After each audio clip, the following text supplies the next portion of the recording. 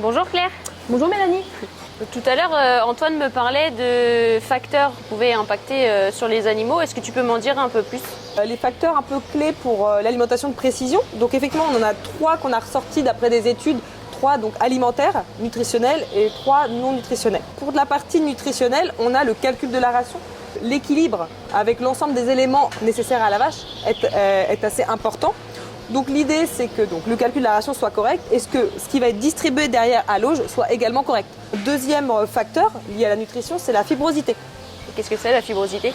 La fibrosité, en fait, c'est vraiment la capacité d'un aliment à constituer la partie solide du rumen.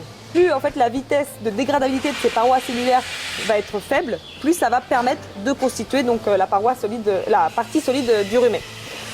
L'idée, en fait, c'est qu'on ait des fibres suffisamment longues pour constituer cette partie solide du rumen et pour donc permettre la rumination. J'imagine que les vaches sont peut-être un peu difficiles. Il y a des choses qu'elles préfèrent et d'autres qu'elles aiment moins. Oui, c'est effectivement le troisième facteur du coup nutritionnel, ça va être l'appétence. Donc forcément l'appétence de la ration à l'auge, l'appétence d'un aliment.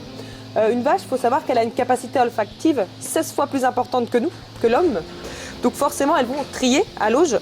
Elles vont trier entre les petites particules et les grosses particules. Donc généralement, elles vont en fait moins aimer les particules de plus de 6-7 cm. Donc la longueur de leur langue en fait